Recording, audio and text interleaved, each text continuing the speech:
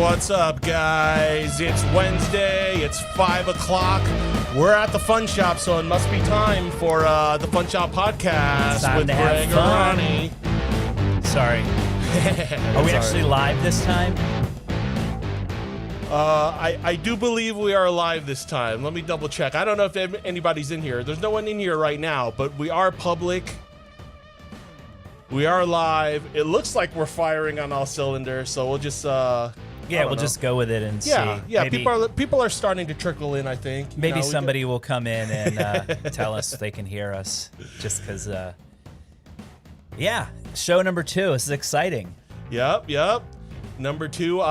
First of all, thanks to everyone that came in last week. I appreciate all your feedback and just all the comments and all the likes and subscriptions. Anyone that's interacted with us so far in our first week, really appreciate it so far. Yeah, make sure you like and subscribe and give us a thumbs up. I mean, we're just starting, but it's anything that can help us. Yeah. That's. I mean, it's kind of the first steps, right? I mean, I look at it as like the NFL has their preseason. That's 4 weeks. We're still in week 2 of our podcast, so Don't talk to me about sports. It's relevant. It's relevant. We're going to be talking about it a lot more as we get closer to.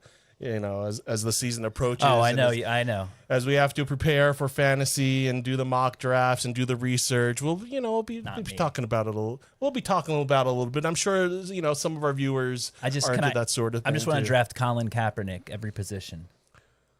Possible? Probably not. Yeah, I don't know. I don't know if there's leagues where you can write them in or whatever, but that doesn't seem like a. I think that was like an old joke I used to joke with you about.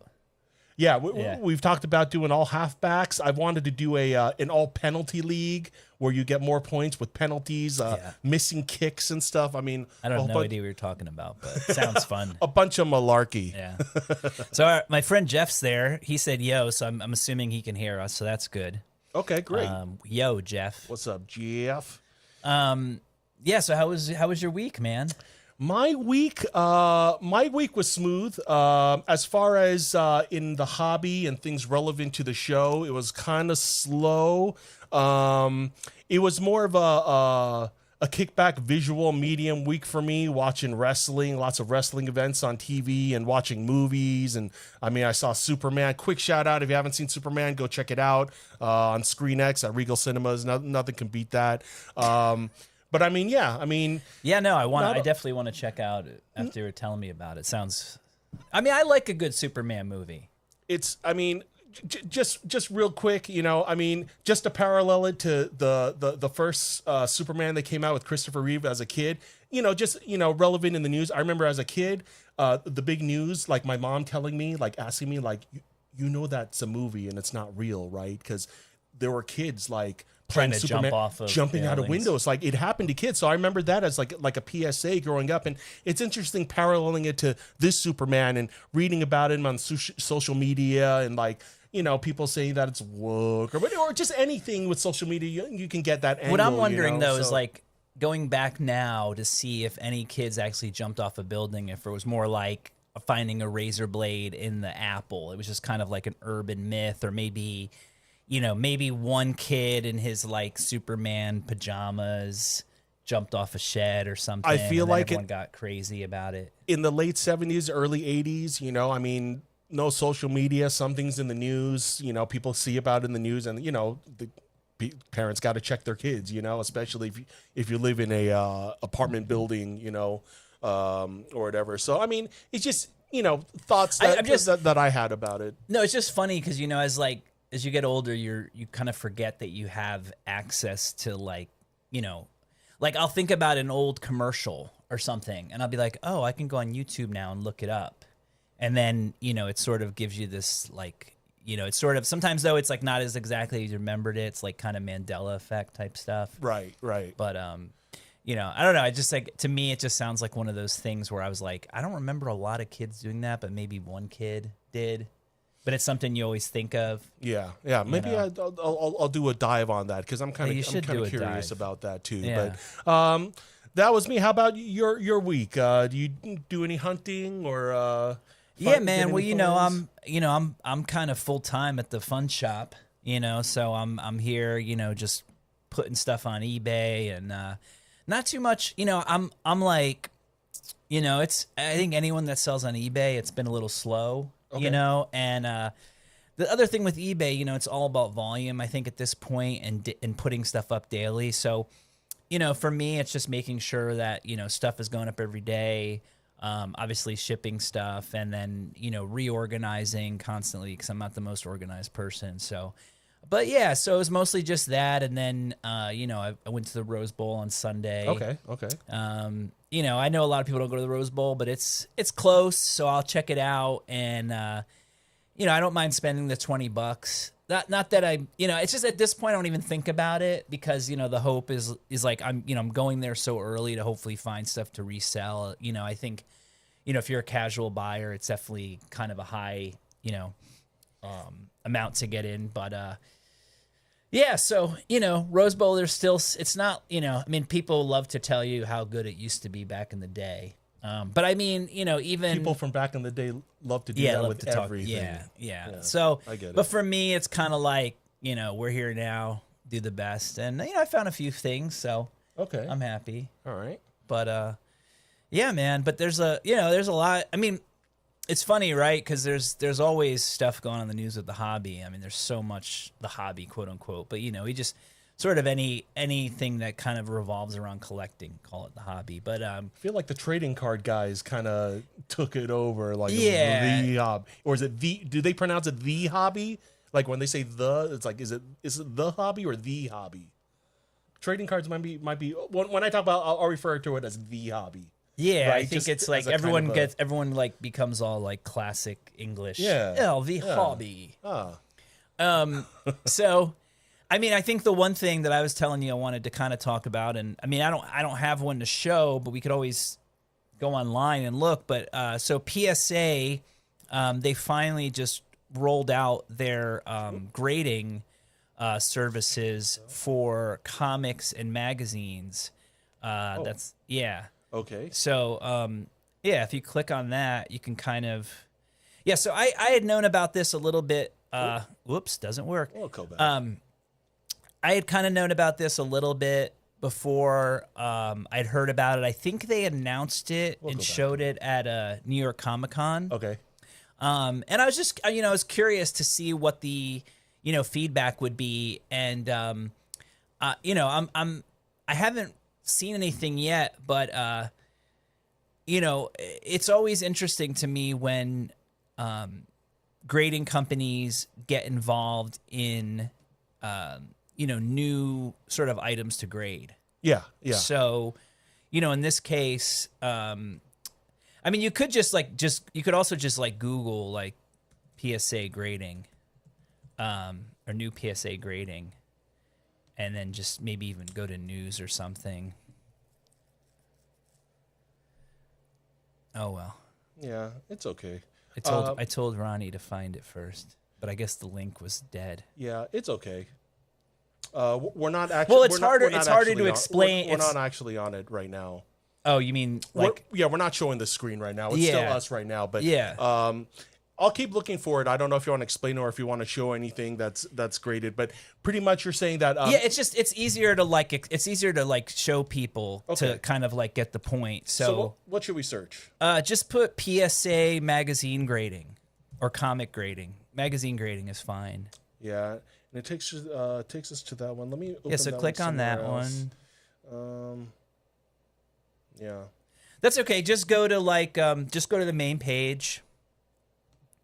And Okay. Okay. So here's an article. We'll kind of take a look at this one. yeah.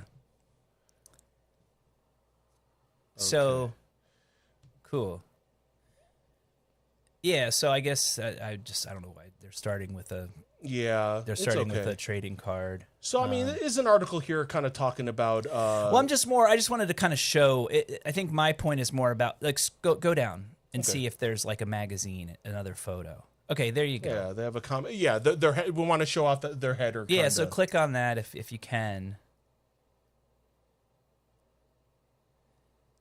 Yeah, so it's interesting because every grading company, when companies start to grade things that they don't normally grade. I mean, PSA is obviously like known for their trading cards, Type 1 photos, autographs, things of that nature. So, I was kind of curious when they decided to get into the comic book grading because, CGC is definitely the, sort of top dogs. What's the next thing that it goes to? Yeah, just another. Oh, that's a 10. Do the 10s get like a gold Yeah, label? see, that's what's strange to me. And I guess I need to it'd be interesting to kind of go look at their like grading things or grading things, like sort of their criteria, because, as far as like a 10, in CGC, I mean, you're hardly ever going to see a 10. Mm-hmm. I mean, it's almost impossible. So I'm curious to see like what is there any other, where else go to back to the main thing. I also want to see if there's like any magazines. And CGC gives okay, so they do have the tenths on these too. I guess the 10th the 10 grading obviously doesn't have any decimals. Well, so scroll up. Yeah. So no, down. Sorry, yeah, my bad. So there's that. Yeah, No, that's kind of the end. Okay. Yeah. So Yeah. The-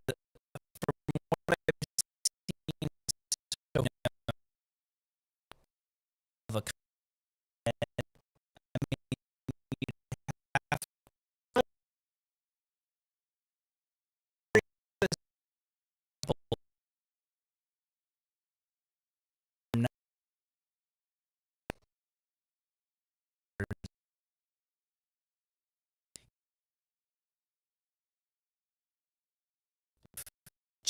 it's like just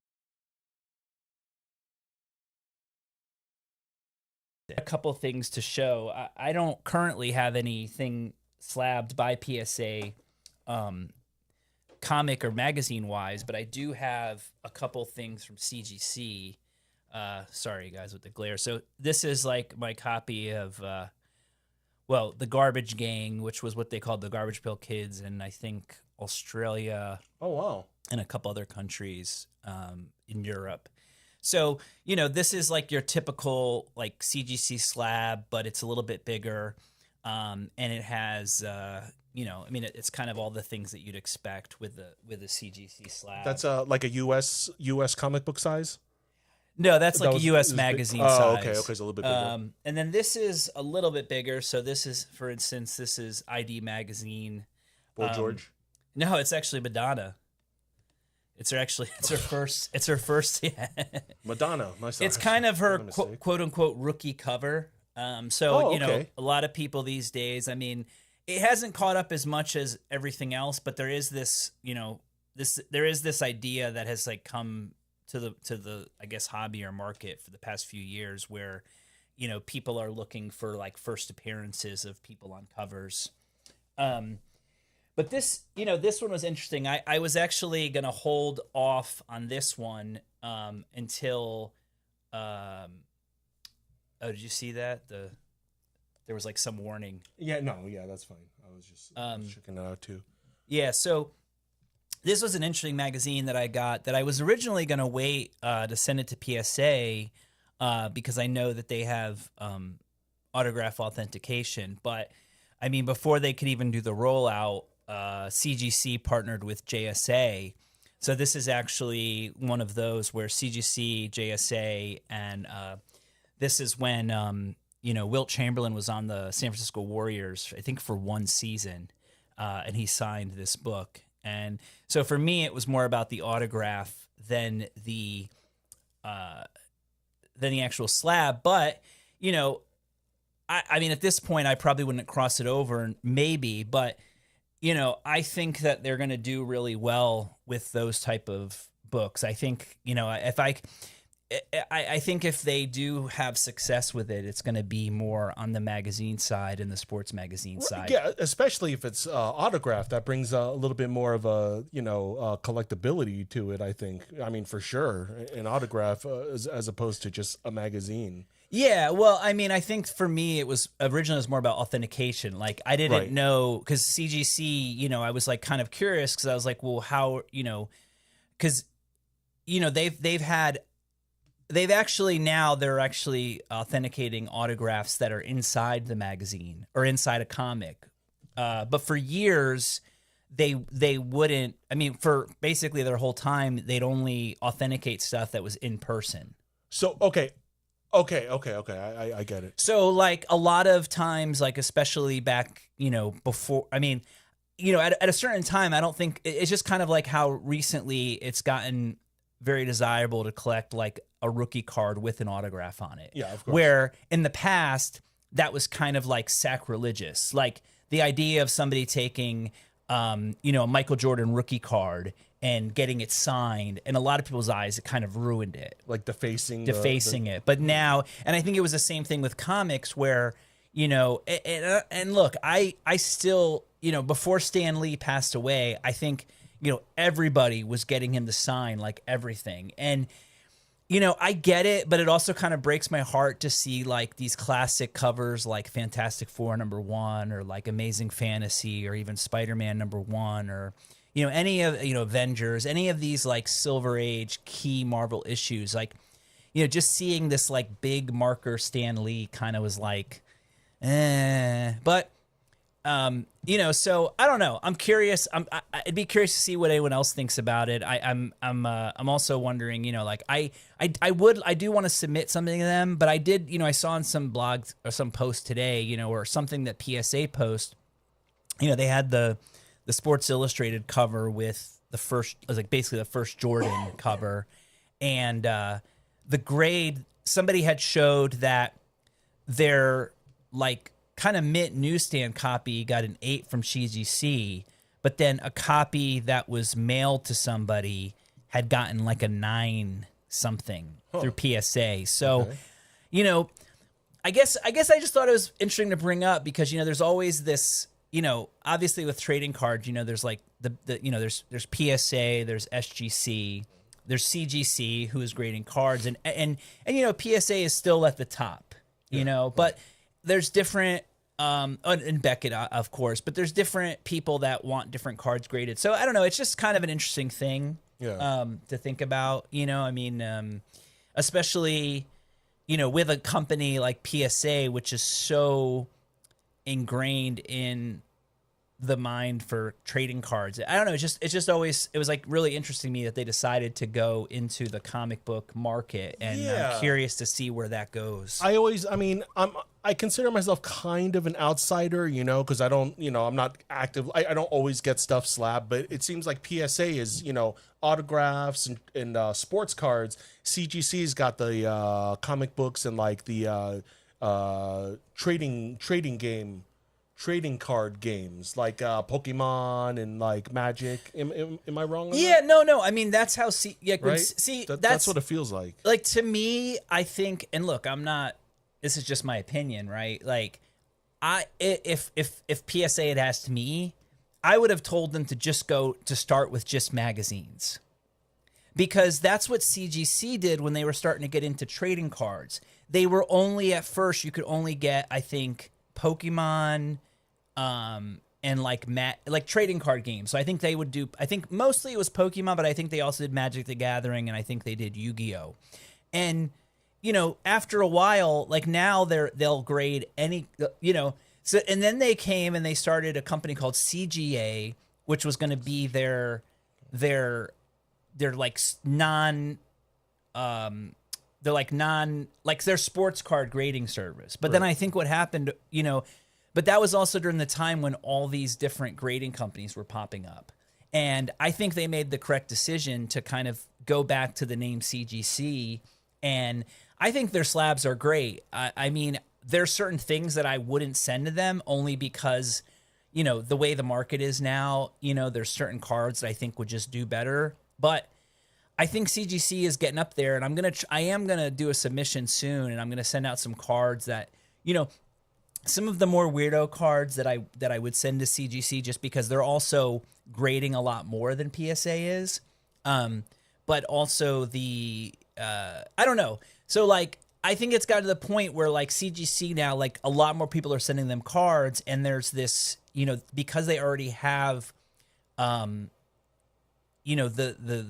foot in the industry, and then also, they've just been really good about it. So I'm just curious. I'm not knocking PSA. I'm just curious to see how it goes. And in my opinion, I think if they would have just started with magazines, it would have made more sense.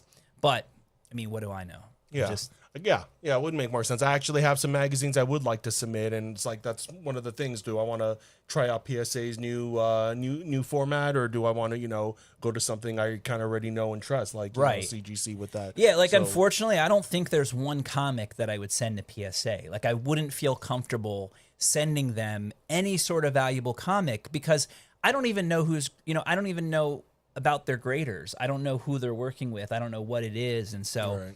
Maybe it needs a little bit of traction before we can. And especially, it's kind of like, I think magazines and comics, even more so than trading cards in a lot of ways, you can kind of see condition issues a lot clearer because it's a bigger item and it's, most magazines are thinner paper. Right. So I don't know, just kind of going to be an interesting thing. I think. For sure it is. Yeah, I'm gonna, hopefully their website will be working next time I go in and we'll get more about it. It's not our fault. That's not my fault. No. You did your best. We covered all the bases this week as best as we could. Sorry if there was some lagging earlier. I don't think that's our issue either. With the stream health and stuff, but it looks like we're firing on all cylinders. So hopefully more people will come in and stuff. But well, look, the live game is hard. If you can't make it here live, we're just happy that you're here and you're listening to it. And we're thankful there is a replay there for you to watch throughout the week whenever you get bored. With that said, I think we've also realized that we might need to put the live videos into the video section. So if you're here for the first time. I mean, I did get a text before the show, somebody asking where the show was, and I had to explain it to them. So maybe, we do have to put, we'll let people know that, the replays of the lives are still under live, not in the video, but we'll try to work around that so that, we'll make life easier for you guys. But whatever, that's all. And since we're talking about that section of the show, I thought we mentioned the audio portion of the show will be available on Spotify and Apple Podcasts. I'll try to put it up tonight, but it'll be available for you guys during your morning commute tomorrow, so you can always listen to us on your drive. Yeah, always. Yeah, that's what you really want to waste your time doing. I hope so. I hope so. I mean, you're on your morning drive, you're having your cup of coffee, you're smoking your cigarette, you're listening to Ron and Greg. What else are you going to do? Yeah. Except you're telling them they're listening to what it's like super meta. It's like you're listening to our podcast and we're telling you to listen to our podcast. Potato. With so another new topic we want to talk about today was so I think it's kind of been everywhere today. I think even you said it was on like Today's Show or something. Yeah, it was on Today's Show. It was on the KTLA. Like when I don't know if it was today or yesterday, but it was definitely in the news on a lot of platforms and stuff. I'm going to bring it up on the computer. Yeah, bring it up on the computer just so you can show. Okay, give me a second here. You guys should be able to see here, but yes. So unrelated to me, but Dan Rivera, potentially one of my relatives, he actually died while doing a tour of the Annabelle, the allegedly haunted doll. Which, look, rest in peace to Dan. It's very sad that, obviously when anybody passed away, especially young, he's 54. He's only not that much older than me. I'm still kind of curious, but, the idea of blaming a doll is just, it's always fun. It's just kind of funny to me because it's like, I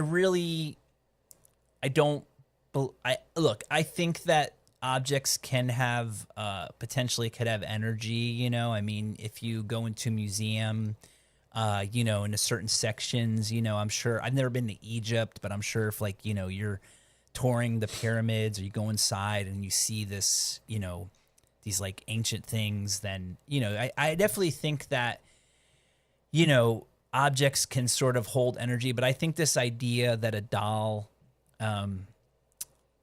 I mean, look, he died while he was on tour, but I don't know. I just think it's kind of I think it's just kind of sad to blame a doll on a death. Whatever happened, and then whatever happened afterwards can be spun into whatever, by media. They throw in a headline, and there'll be people like us that are interested in things like that. There's a lot of people into the horror movie. Of course, the Conjuring movies. Right. For me, the Conjuring movies is what brought to light, gave light to Annabelle. I watched the trilogy for that. But the original Annabelle was a Raggedy Ann doll, which, like, to me was always like a little suspicious, in the first place. Except, I mean, maybe they're thinking, and it's just like people say Annabelle, but you're just like, dude, that's Raggedy Annie. It's not, but I guess that's where Annabelle came from. Yeah. I mean, I guess the story maybe was in the South, and they add Belle to a lot of names and stuff. Does that make sense? Yeah, but I think the reason I wanted to talk about it is because, and you didn't know this, but when I first moved to New York in 2002, I was living with my older brother, and I was helping him. Like, one of the things that I was going to do to make money was help him sell some of his stuff on eBay, because he's a big, like, antique collector, kind of like how he's sort of the reason I became a collector. So I was like around, we were living in this like studio apartment, but it was like kind of like my office. It was packed with stuff. And, he had all these like kind of like creepy old dolls. And one of the dolls was, this kind of baby doll composition head. So, the composition style, it kind of almost looks like a paper mache, but it's like this, kind of like hard, I don't know, you'd have to kind of Google what composition is, but it's kind of like this hard paint layer. And so what happens is over time, it cracks. And so a lot of times you'll see an old doll and, it'll be all cracked up and stuff. And even when it's fresh, it's like wrinkly, right? When it was fresh, or is it smooth when it's fresh? When it's fresh, it's like smooth. And it's because it's supposed to like, it's but then supposed the to be, paint cracks. Yeah, but the paint cracks over time. Yeah. And so it becomes creepy. So, so he had this doll, and I was like, all right, I can put this doll up, maybe get like $50 for it. But I was like, this doll's creepy. And I was like, what if it was haunted? So I created up a story. I mean, if you didn't know, I'm admitting it now. And so, I put up this doll, and I called him Haunted Harold. Okay. And I created this whole story about how I was at a flea market, and a guy brought out a doll, and then I started, and then I bought it, and there was like there was like, he was like telling me that there was something bad that happened with it. And so I created this whole story. And at the time, you could add stuff on eBay. Like, you could, like, now you could, so you could add like description. Right. And so I remember the next night I was like, oh, because it was 2002, so I had a digital camera, which not a lot of people had at the time. And I remember, like, so at night I like kind of put the camera in like night mode. Okay. And then I tied a little string to the hand, and I like made it move a little bit. Okay. And I was like, guys, I went to bed. I had a video on the doll the whole night, and I woke up and I was watching the video, and I think it moved. And it was so funny because people started like picking up the auction and talking about it. And I remember like some kind of message board or something, like somebody saying like, oh yeah, like this guy must have used like After Effects, like they were thinking it was like some like, big operation, and literally it was just like a string. So After Effects, the doll, it actually got a lot of like, it got some like, it was even on like Coast to Coast. I don't know if you know that like show, that's like all about like, aliens and like UFOs and like strange phenomenon stuff on TV. I was like Nation on radio. Okay. And so it actually ended up selling to like a friend of the family. This woman, Kathy, she ended up buying it, and I think it went for like $600 or $700. Okay. So it kind of like my story worked, right? And it wasn't the first, like, I guess there had been a haunted painting that had been sold online, and come to find out, I actually met the guy who did that. That's a whole other story. Okay.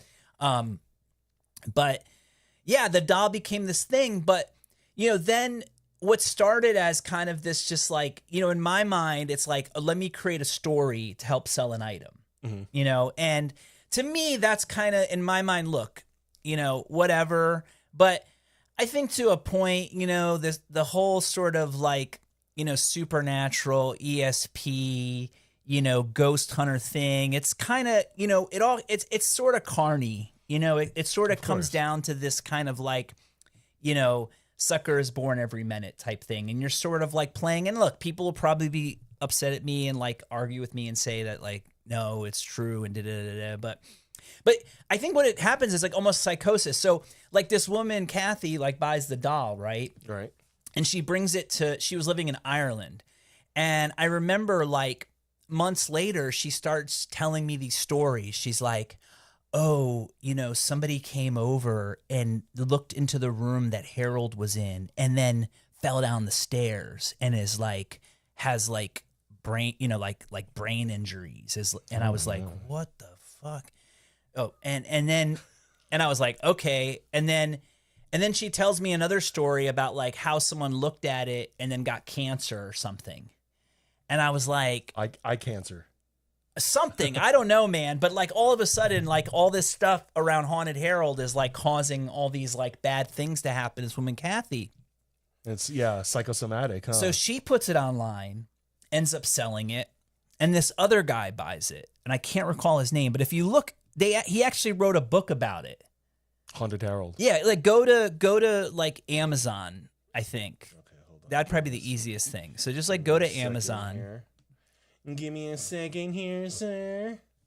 Okay. Okay. We'll go on it there, and then I'll just type Haunted Harold. See what comes up. People can see what I've been shopping for. Yeah. Good. There it is. On eBay. Harold the Haunted Doll. So this is the book. Okay, so this Kathy, guy. Okay, so Kathy ended up selling it to this guy Anthony.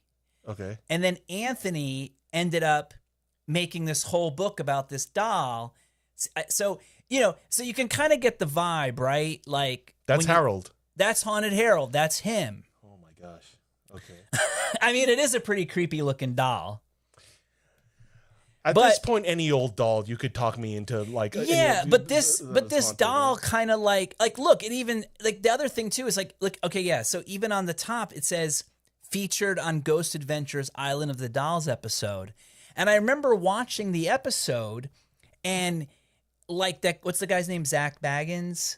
I don't even know. He goes to this island in Mexico, and there's all these like creepy dolls, and I remember he like opens this box. And he pulls out the doll, and it's really funny because he starts telling the story about the doll, and I'm like, that's the story that I wrote in my eBay. But since then, man, like, okay, this is where it got really crazy, right? So I kind of just was like laughing it off. It was like kind of just like fun. And the guy, like when I remember, I've never met the guy who owned the doll, but I remember when I moved to California, I think he lives here. So he was like, oh, we should get together. And I said, okay. And look, between this time, I mean, there's all these stories about Haunted Harold, about how like, he's really possessed and, people have like had all these horrible things happen to them. People die. And I was just like, okay, whatever. So one day the guy messaged me on Facebook and, hey, I want to do this kind of live show or like a Facebook Live about Haunted Harold. And he got Kathy, which I hadn't talked to in years. And he had some other guy who was like a doctor or exorcist or something. And it was going to be me and him. And even in the book, he mentions that my story was fake, but that the doll is actually like that. Yeah, it's coincidence that I somehow like made this story up about a doll, but it's actually haunted, right? And he writes this book and this whole thing. So I'm like, sure, I'll do it, whatever, as long as people, and I'm going to tell people I made up the story, And so like the day we're supposed to go live, he's like one of the guys in the group is like, I have to cancel. And they're like, well, what's going on? And they're like, my daughter's sick. And they were like, it's the doll. And I was just like, you have to be kidding me. But Anthony had possession of it during this Yeah, time? Anthony Okay. still has it. So it was this whole thing where it was like, for the safety of everybody, we're not going to do the live thing. So, I haven't talked to this guy in years, but he kept on kind of messaging me. He's like, hey, we should still get together and stuff. And then I remember, my mom was really sick, a few years ago, and I had to go to Florida. I was going back and forth to Florida because she was being hospitalized, and, we were like, okay, and then she was letting out. So unfortunately, during COVID, she was hospitalized again, and, and then unfortunately she passed away, in the hospital with COVID, whatever. I mean, it's, that's a whole other story. But I remember at the time, I think the guy Anthony was trying to like meet up with me or contact me. And I told him, I said, look, man, this is not a good time. My mom just passed away. I'm like really upset, da da da. You know what he said to me? He tried to fucking bring up the fucking doll into it.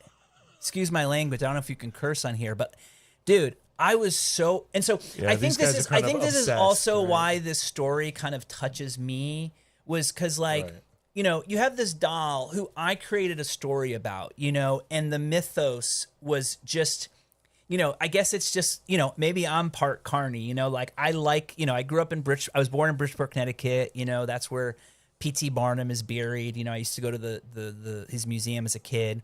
I'm a bit of a showman, I guess, sometimes. And so, but for him to kind of like take the story I created and then try to say like my mom passing away had something to do with this doll was just to me like so disgusting. And I basically told the dude, I said, don't contact me again. I don't want to hear from you. He tried to apologize. He's like, oh, I was going to give you the doll back. And he was telling me how he'd been offered like $40,000, $50,000 for it. And I was like, you know what, man? You're sick. Leave me alone. Don't contact me. So that's my haunted doll story. Another Rivera. Fortunately, I'm still here. I'm still alive. Again, Dan, rest in peace. But, it wasn't the doll. The doll didn't kill him. And I think anybody that thinks that look, I love Chucky. All right. He's a good guy. He's a possessed doll, voodoo curse, right?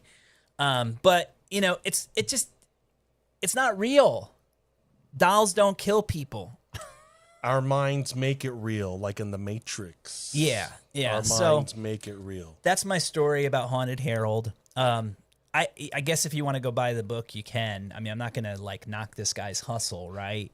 But so that's my story. Haunted Harold, eBay's first haunted doll. Was it really the first haunted one listed? I think, it might have been technically the second one, because I remember at the time somebody saying, like, there was this like stupid clown doll that somebody had said was haunted, but I mean, like, come on, that's too easy. Poltergeist, like everybody knows that clown dolls are, like, oh, creepy clown doll. But like Haunted Harold, come on. I mean, Little itty bitty ceramic baby. Who knows? Not for me though. But I gotta say, No. I gotta say, I remember. I mean, kind of tying in with this. Like, I remember when we first met, you had all your like pretty much the Funshop was in your house. Was in your house when I first met you. Yeah. And I don't know why. At first I just thought it was kind of like a jokey thing and stuff. And I don't know why. One time I had opened the door in, and I had gotten like just this rush of just like a feeling of uneasiness, like something just wasn't right.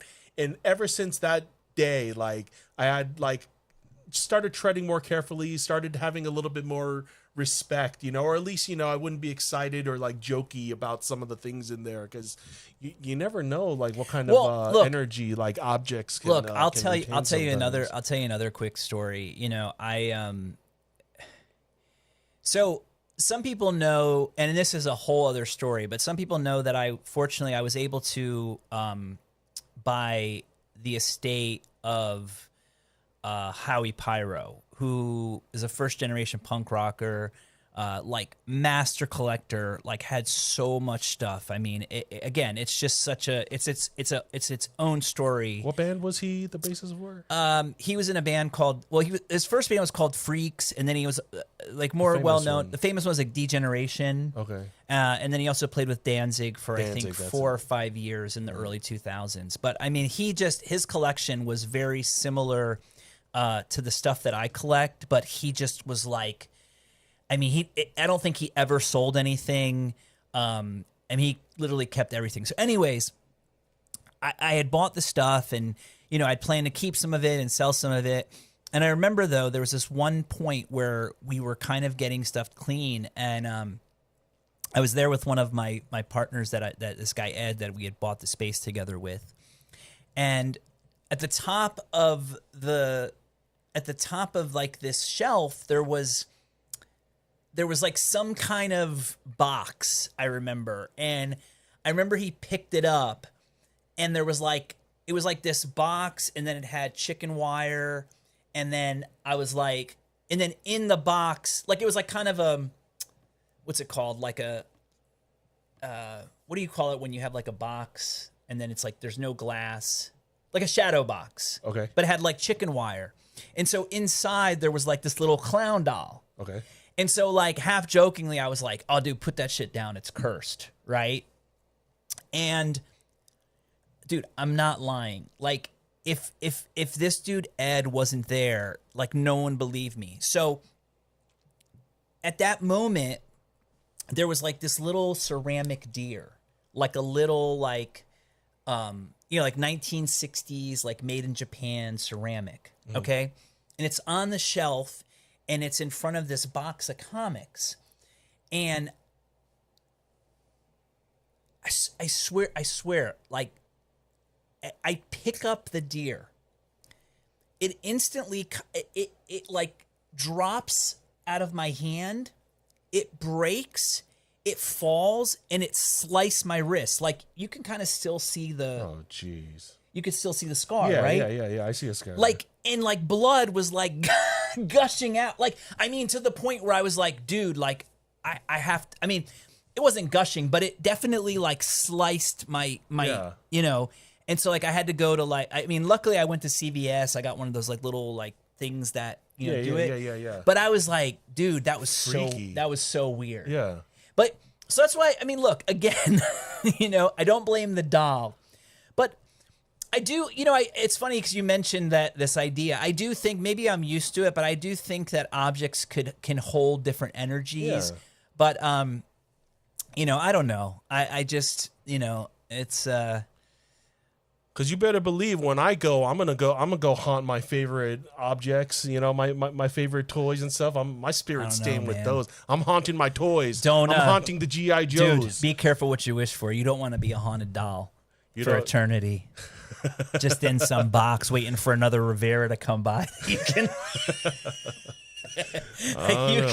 You can do something evil to, but yeah, man, haunted dolls. Who would have knew? But you know, like rest in peace to the family, and you know, real feel bad that everyone's gonna think he was like killed by a doll, and it's. I mean, it is I mean, I don't know if I should call it a phenomenon. I mean, people do collect, you know, strange. No, I mean, look, after. Objects. Yeah, I mean, look, now, I mean, you could probably type haunted on eBay now and find hundreds of listings. I just assume. I mean, I think for a while it kind of became a thing for people to say things were like, but you know, I think it got to the point where it was more things that kind of had, you know, it's like, oh, this ring belonged to a witch.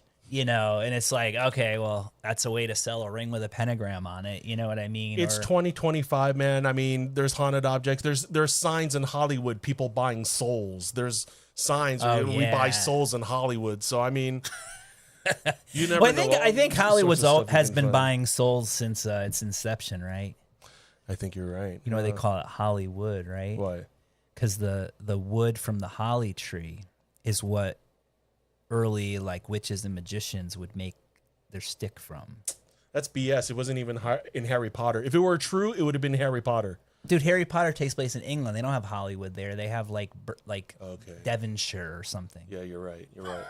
They have the Shire. No, They have that's the Lord of the Shire. Rings. That's Lord of the Rings. That's another. Yeah, dude. The UK know. Well, dude, Aleister Crowley, right? So I mean, like they know something about witches and stuff. So maybe you're right, but I don't know. I was taught that the wood from the holly tree is where they magicians would make their magic wands from. So, take it take it for what you for however you take it. That's not for me.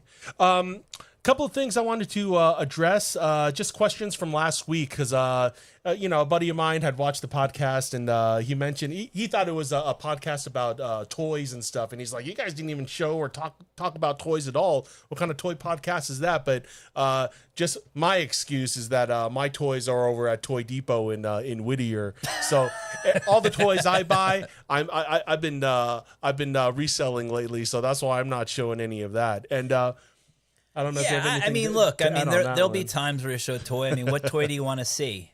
Like, what do you like? What toy can I mean, I guess, I actually did want to show one of my kind of grails this time that I actually got from the Howie Pirate Collection. I'll show it next time, but I over the past few years, for me personally, I'm not as much of a toy collector anymore. I mean, it's got to be something very unique. I mean, your fingers are on the pulse, but you're not like... Yeah, but I mean, as far as like stuff that I'm buying for myself, it's got to be something that I can just like kind of put on a shelf. That's why I have a lot of little toys. And even as dealing, I don't really deal because like there's just a lot of kids and a lot of dudes that are just really good at selling toys. And but we will talk about toys, and the goal of this podcast, I think we brought it before, is like we are going to have guests eventually. We're working on that.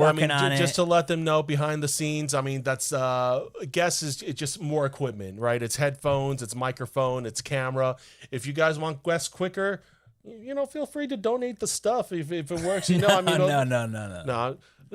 Go fund Ronnie. I'm just saying. No. But it's there's a technical aspect into introducing a guest too that I need to tackle. So Well, I think, but it's in the process. But I also think too, I think at least me personally, I feel like we kind of people need to get to know us first. Absolutely, get to see what we're about, our personalities. I mean, obviously, people that know us know what we are, but I think that will only help with getting a guest in because. It's definitely in the works. It's a natural progression, and we're working up to it. Yeah, that's all. We're it's something to look forward to for sure. And another great question. Joe West Coast, a buddy of ours, vendor at Jimmy's in Whittier, also.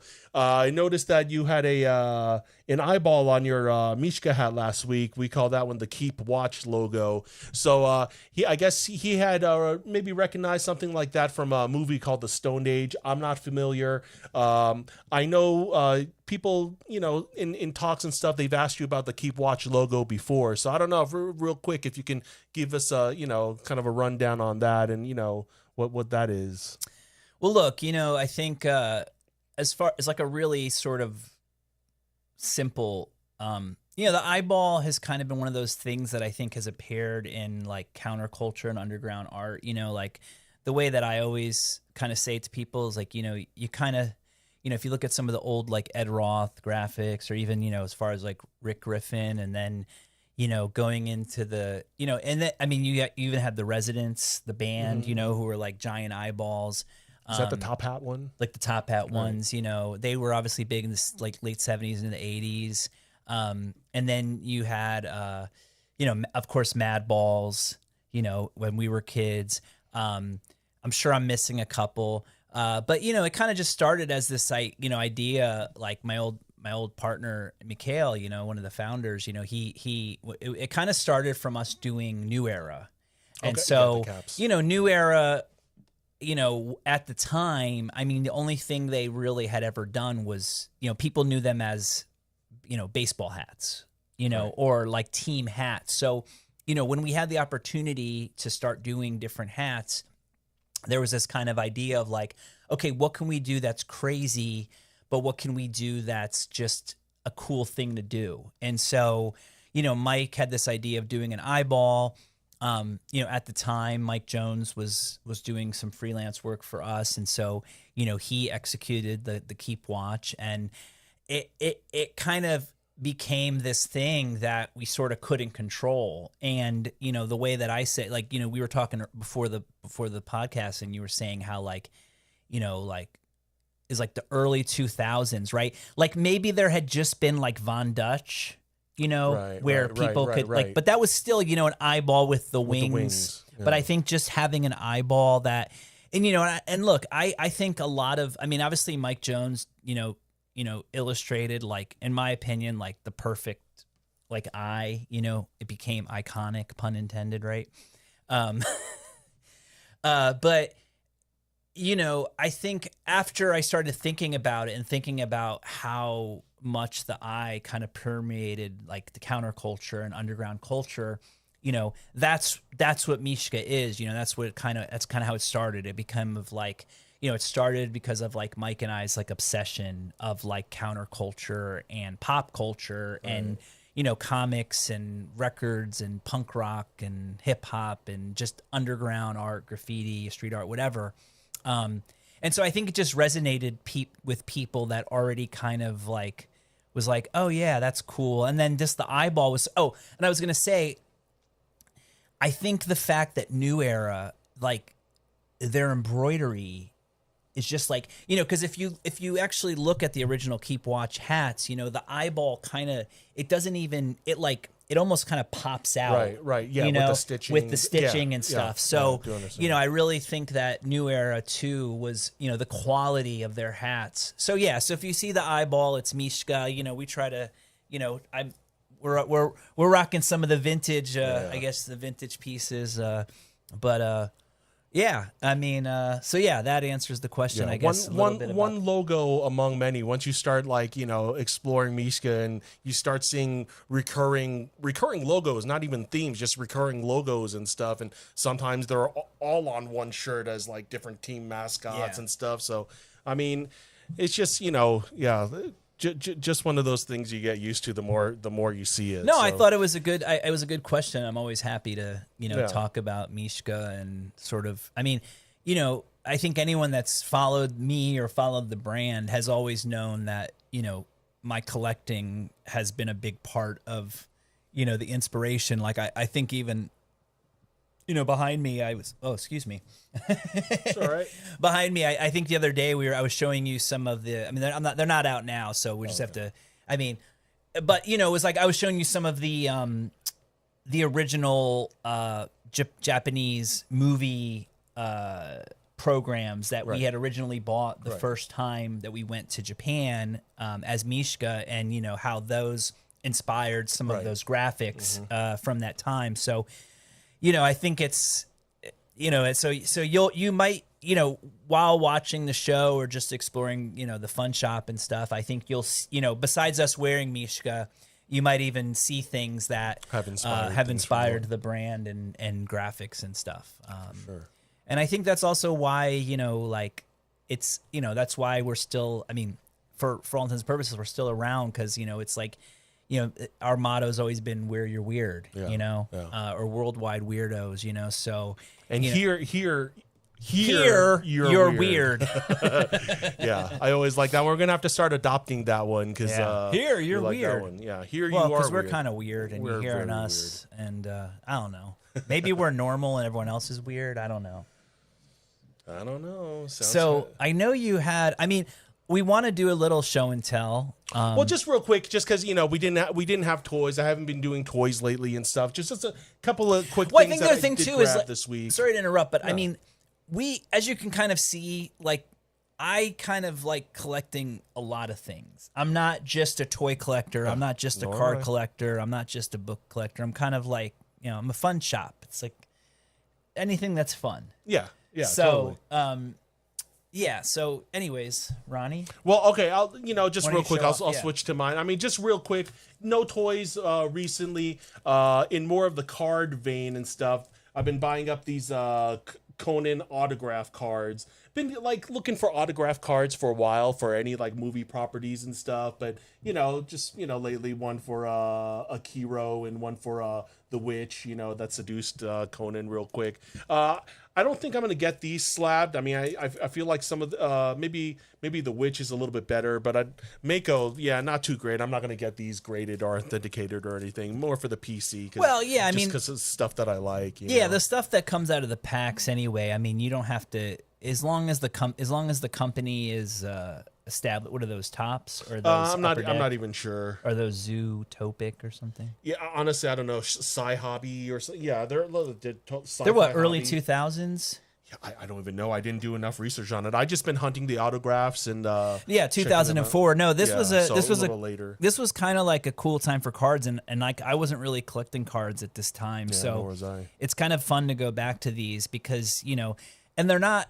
It's interesting because, like, I think I was telling you the other day how at the flea market somebody was selling like Sleepy Hollow cards, right? And I bought like a Danny Elfman autograph. So cool. Some of these old movies, like especially from the early obviously Conan's not from the early 2000s, but in the early 2000s, a lot of companies were doing these sets and they were getting, I mean, I know you've been eyeing like a James Earl Jones, which of course, goes for what, like. It goes. I mean, the listed buy-in nows go between like 700 to 800. I just saw a PSA 10 asking like 14 or something like that. Yeah, so kind of ridiculous. What'd you get? What'd you bring? What'd you get? Oh, well, no. One thing about the cards that I was going to say is it's also. I mean, obviously, like I'm like the masked magician, right? Like I don't care about giving away all the secrets. Okay. No, I like it. No, but like those cards are a good way to collect. I mean, because like even James Earl Jones, I'm sure. I mean, obviously, it's James Earl Jones, but if you would have knew about the set, unfortunately before he passed away, so it's a bucks or something. Yeah, it's a good place to look for celebrity autographs that you might not think that exist, and obviously, if you're like card collectors like us, like that's a really fun way to have a signature, right? Like around when he won the Oscar, I got the Ki Kwan from Short Round. Oh yeah. So I wanted to get that one, so that's cool that I have that. Yeah. But I don't know. What'd you bring? Yeah, I only brought. Hold on. Let's see. I won't talk till I'm back to the mic. So. This was actually a flea market find at the Rose Bowl. I brought one. So I the King of Pop? King of Pop. So this is a scarce one. This is a sealed copy of 1979 gatefold off the wall and has the hype sticker. So they used to put these stickers on both records and CDs. I guess they still do, but they were called hype stickers. So I guess the idea was like, you could kind of like maybe you didn't know who Michael Jackson was, but then you read, "Oh, rock with you, don't stop till you get enough," and then you're like, "Oh, that song," because you got to remember, like before the internet, obviously you're in a situation where you're just kind of like listening to the radio, and you might not even know the artist. I'm surprised they didn't write like from the Jackson 5 solo. Was that his solo debut album? No, he had an album before that. Yeah, like Ben and stuff, or was that just a song? I don't know. I don't know, man. I'm not a king of pop discography. Why not? Isn't this podcast about Michael Jackson? Isn't this the Michael Jackson podcast? This is the Michael Jackson podcast. Oh, but it's funny though because you had asked me why I didn't get it graded. So if people don't know, you can actually get media graded now. So this is actually my copy of the Garbage Pail Kid movie soundtrack, which is already a tough record to find. I mean, I had a copy that I had bought years ago that was not in that nice a condition, and so this one popped up, and I was like, I gotta get it. I gotta slab it. Yeah. AMG is the only company that I send media to. It's this whole idea of. And this probably should be its own show, honestly. Right. But this whole thing about grading media is a new thing. I mean, people, if people are watching us, they probably know that they grade. I would love to do a show on grading media. Do a show and tell with other grading media. VHS, cassette tapes. Love it. But I really like AMG. Shout out to my boy Robbie, one of the founders. And, also a lot of people know that this brand's associated with Steve Aoki. The cake thrower, the guy that throws cake, the cake thrower. Yeah, Steve Aoki's a big collector, and I think he's done some really positive. Yeah. I think he's done some really cool things for the scene because I think the thing with someone like him, look, you can't not talk about the value of stuff, but I think the thing about him that I like is he's just, if you want to say there's a culture surrounding graded media or just anything graded or different, I think that he's cool person because, obviously, I mean, okay, you put a famous face to something, it helps it. But I like the fact that Steve Aoki actually is a collector and, he enjoys it. And so, he might show off $1 million card, but he also might show like $100 card. It's I think to him, it doesn't, I mean, look, I've met him years ago. He was a nice guy, but so I don't know him personally, but I think that, he's about the love of collecting. Right. So I think that that's one of the reasons why, there have been some other companies that grade vinyl, but they're not existent anymore because I think AMG did a good job. I mean, they also came out of, I'm having a brain fart. Who's like the competitor to like AFA for toys? CAS. So AMG was started out of CAS. Interesting. Okay. So if you know CAS again, and it kind of, I guess it gets it's interesting and almost like a throwback to the beginning where like, I still don't know if CAS has the same cachet as the AFA does. Okay. But I think the thing that set CAS apart is their custom packaging. Right. And so, we're with, and here's, I mean, I could show one more graded thing just because I had it handy. So this is a rarity. This is a new rarity for those that are not seeing. This is a Live Love ASAP cassette tape, and it actually got a 10, which is pretty crazy. I never had a 10. 10 out of 100. 10 out of 100. 10 out of 10. But like, if you can kind of see from this, it almost looks like all those custom cards. Right. Right. Like you got piggy banks and you got piggy spanks and you got glue trap and I don't even can you name any more? There's got to be more. You might be listening to us have no clue what those are, but they're like these custom card guys and they make these giant, super thick giant cases. But that's the kind of, I mean, look, with a card, I mean, it's kind of a cool presentation, but when you actually have a cassette tape, I mean, the thing I love about this, I mean, this is a really scarce cassette, even though it's a new release. But for instance, I had a sealed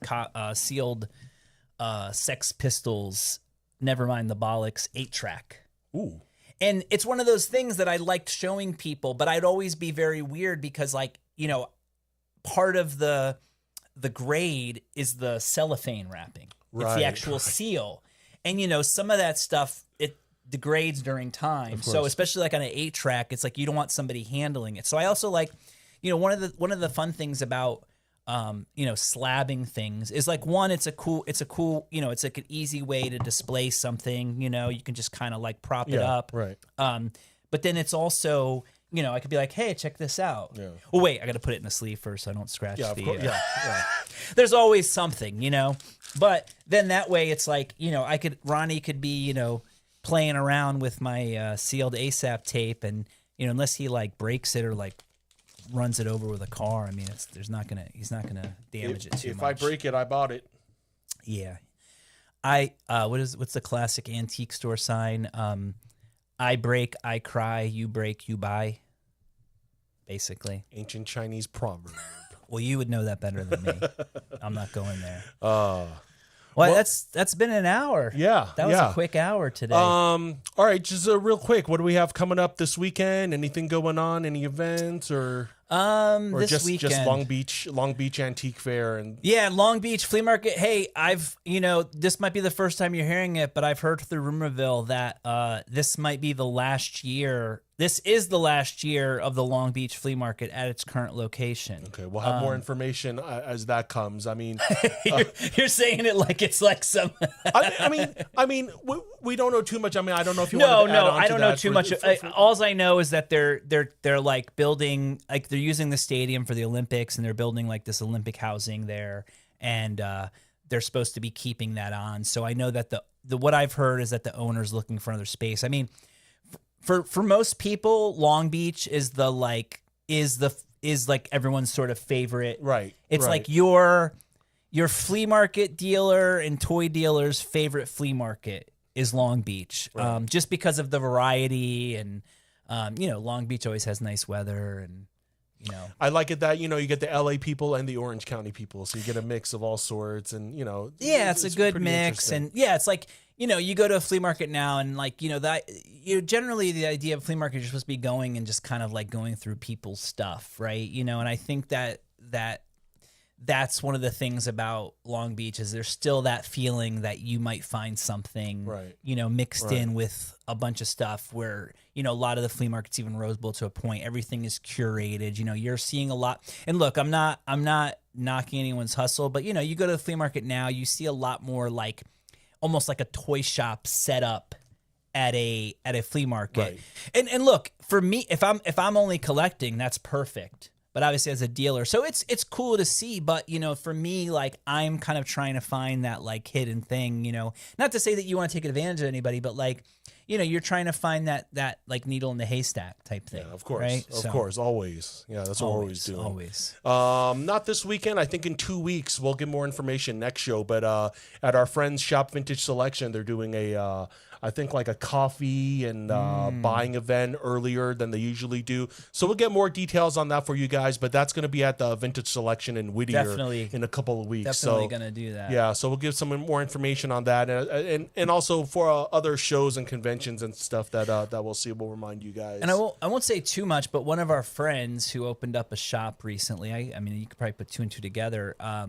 Talked about us doing a pop up. So that's something that we're gonna be a pop-up. Yeah, so for the we're- podcast or for like the selling stuff, Fun or for Shop. both? I think a Fun Shop podcast. So I mean, look, you and I are we've kind of been like when we've been setting up, we've been doing stuff together. So it'd be kind of like the same. We'd kind of curate a section of like some Fun Shop goods, and actually everything that I showed today is in the Fun Shop. Actually, All right. So you guys know where it's at. On eBay? the Michael Jackson LP is up for auction. I think there's one bid at $50, Okay. but there's 20 watchers. You asked me why I didn't grade it. Sometimes I'm just in for the quick flip, man. I don't have time. I'll let somebody else grade it and make a ton of money. I just want to make, a few bucks this week. It's a doggy dog world, right? And Yeah. so you got to do it. So, all right. Well, thanks for joining us, everybody. I'm like, thanks for joining. Thank you for thanks being for here, being Greg. here, Ronnie. Yeah, it's a good thing you were here. Yeah, thanks for everybody that Thank you, guys. showed up. We appreciate it. If you're not seeing us, at least you're hearing us. Like Ronnie said, you can download us on Spotify and what's Apple. Yeah, currently. I think you can download and stream whatever you guys want to do there. But And then you can always come back to our YouTube channel if you want to see anything we were talking about. You know the whole drill. But yeah, like, subscribe, comment, thumbs up, all that stuff. Send it to your friends, and I guess we'll see you next week. yeah, thanks guys. Thanks everybody. Thank you, Ronnie. Oh, thank you, Greg.